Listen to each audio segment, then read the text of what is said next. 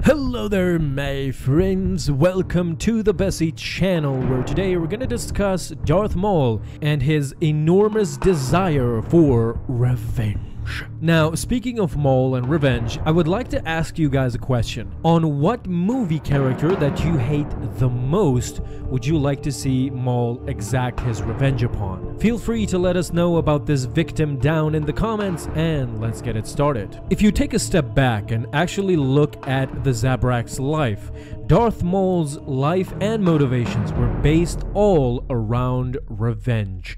As a Sith apprentice, Maul sought revenge against the Jedi for their triumph over the Sith, mostly due to the lies that Palpatine had fed him over his life, and he wanted nothing more than to return the Sith to power over the galaxy. After spending years in Lotho Minor and going basically insane, his brother and mother Talzin is what brought him back and partially restored his mind. Now, Maul turned his thoughts of revenge towards the galaxy, declaring himself and his brother the true Sith Lords. During this process, he would not forget his primary enemy, Obi-Wan Kenobi. He had not forgotten that the Jedi defeated him and forced him into exile after their duel on Naboo. He actually felt the vacuum of losing power, having known about the Clone Wars and intending to be part of it, only to learn that the Sith plans moved on without him. Maul was therefore willing to go to great lengths to achieve his vengeance,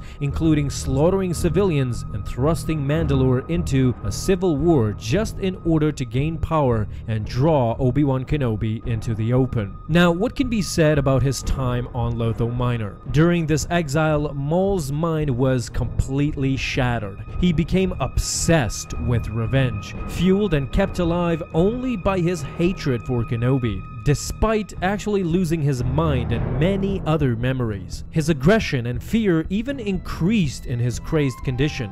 When Savage Opress first came, he immediately attacked him without any consideration. It required magic from Mother Talzin to restore his mind, bringing him clarity again while still preserving his desire to seek revenge against those who had wronged him in the past. All was going according to plan until a visit from his former master, Darth Sidious. It is at this point that his plans are basically halted. Later on, he did escape the grasp of Palpatine. However, he could never restore the powerful position that he had on Mandalore. Later, Maul still had a burning desire for vengeance against Kenobi, and this led him to use his mastery of the dark side to torment Ezra Bridger in an effort to gain the Jedi's attention. Maul went as far as to believe that his destiny was linked to finding and eventually killing Kenobi on Tatooine. Later, Maul would go on to use his mastery of the Force to lure Bridger to Tatooine. After a brief moment of combat, Maul was finally defeated by his nemesis Obi-Wan Kenobi. However, it was at this moment that he was able to reconcile with his adversary once and for all.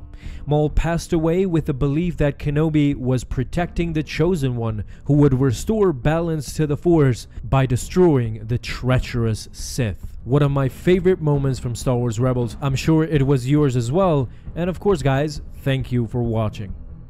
Alright, Star Wars fans, that is it for today. Thank you so much for watching this video, and if you liked it, feel free to leave a thumbs up down below and subscribe if you haven't already, and don't miss out on any of my future videos that I will post on this channel.